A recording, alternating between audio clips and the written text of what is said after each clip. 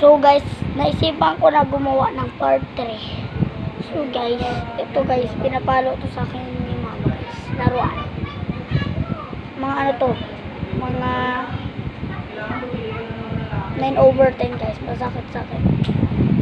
Ito, notebook. Kinampas to sa akin kapag napakakulit ko. 10/10. Tapos ito.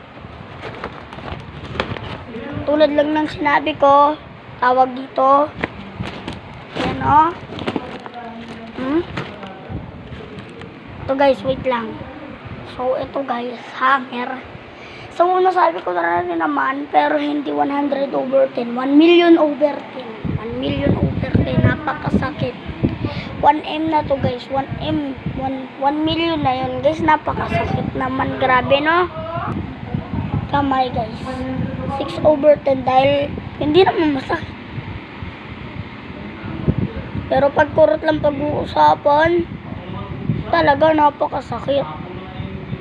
Pag ganun guys, oh, pag ganon, pag ganyan, 9/10. Pero pag ganyan lang, hindi naman masakit. Kaya 6 kapag ganito. Pero kapag ganito, 9. So guys, wala na akong maisip.